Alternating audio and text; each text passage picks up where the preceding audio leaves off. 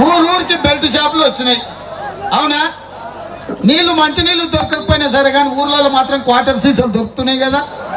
అంటే ఈ రాష్ట్రాన్ని మొత్తం యువకులు చైతన్యంతో చదువుకొని ఉంటే ప్రశ్నిస్తారని చెప్పి ఊర్లలో ఉన్న వాళ్ళందరినీ తాగుబోతులను తయారు చేస్తే ఏం అడగకుంటుంటారు, ఇంత మందే చెట్టు కింద పండుకుంటారని రాష్ట్రాన్ని తాగుబోతుల తెలంగాణగా మారుస్తున్నాడు. మొత్తం భారతదేశంలో అత్యధికంగా మందమ్ముడు పోతున్న రాష్ట్రం నెంబర్ 1 రాష్ట్రం తెలంగాణ. జై శ్రీరామ్. ఇప్పుడు మనం చూసిన వీడియో కొంచెం పాతది, కానీ నేను చెప్పే సబ్జెక్ట్కు రిలేటెడ్ కాబట్టి ఆ వీడియో మీకు ఇప్పుడు మేము చూపించాలి. తెలంగాణ లిక్కర్ సేల్స్లో అమ్మకాలలో ఇండియాలోనే నెంబర్ 1. ఇండియాలోనే నెంబర్ 1. ఎందుకు చెప్తున్నానంటే లాస్ట్ ఇయర్ ఏప్రిల్ నుంచి 25 వరకు లిక్కర్ అమ్మకాలు మంత్ వైజ్ ఇక్కడ మీకు డిస్ప్లే అవుతున్నాయి. ఎంత అమ్మీన్లు? 40,113 కోట్ల అమ్మకాలు జరిగినాయి. 40,113 కోట్ల అమ్మకాలు జరిగినాయి లిక్కర్ సేల్స్ గత 12 నెలల నుంచి. రేవంత్ ఉద్దీన్ గారు దీనికి మీ సమాధానం ఏంటి? 40,000 దేశంలో హైయెస్ట్ సేల్స్ ఉన్న రాష్ట్రం ఇది. ఇంకా కొన్ని నిజాలు చెప్పాలి. 2014లో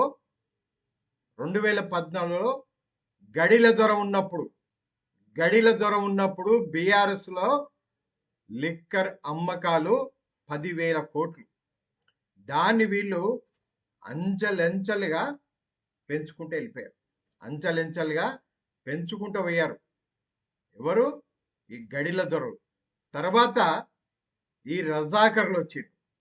గత 2.5 సంవత్సరాల నుంచి ఈ రజాకర్లు, ఈ కాంగ్రెస్ వాళ్ళు ఈ యొక్క అమ్మకాలను ఒక పీక్ స్టెప్ తీసుకెళ్ళారు.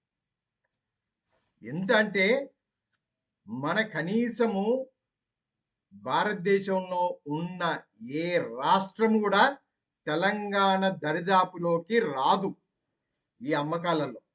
అంటే ప్రజలను ఎక్కడికి తీసుకెళ్తున్నది ఈ రజాకర్ ప్రభుత్వం. ఒకసారి ప్రజలు ఆలోచించండి. ఉత్తరప్రదేశ్లో, ఇక్కడ డిస్ప్లే అవుతున్నది, ఉత్తరప్రదేశ్లో రాష్ట్ర జనాభా 24,60,00,000. రాష్ట్ర బడ్జెట్ 8,08,000. ఇది 2025 నేను మాట్లాడుతున్నా. లిక్కర్ అమ్మకాలు 39,600. వాళ్ళ రాష్ట్ర బడ్జెట్ లిక్కర్ ఆదాయము 4.90%. అదే మహారాష్ట్రలో 13,83,00,000 జనాభా, 4,93,000 రాష్ట్ర బడ్జెట్. అక్కడ లిక్కర్ సేల్స్ 37,000. అంటే వాళ్ళ రాష్ట్ర బడ్జెట్లో లిక్కర్ ఆదాయం 7.50. ఇక మన పక్కన ఉంది తమిళనాడులో రాష్ట్ర జనాభా 7,60,00,000. రాష్ట్ర బడ్జెట్ 4,39,000 కోట్లు.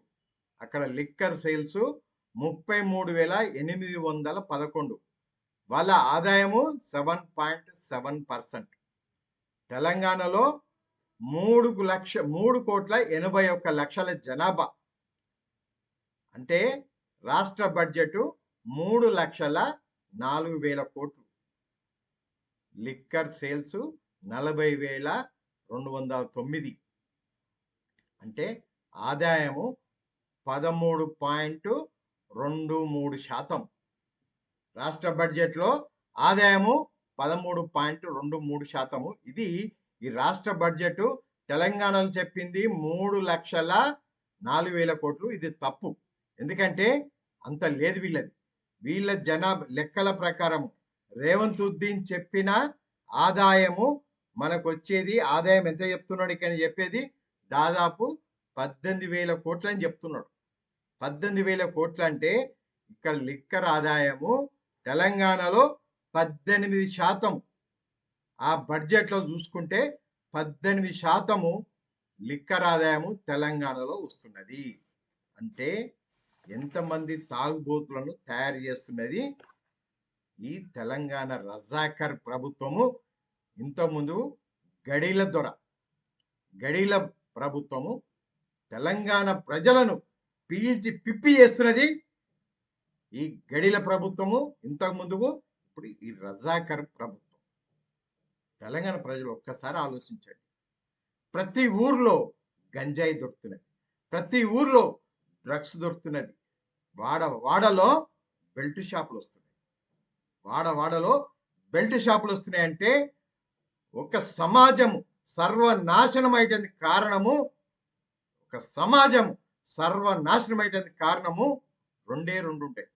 ఒకటి విద్య, ఇంకోటి ఆరోగ్యం. రేవంత్ ఉద్దీన్ రజాకర్ ప్రభుత్వం వచ్చిన తర్వాత లిక్కర్ కూడా మన సమాజాన్ని సర్వనాశనం చేస్తున్నారు.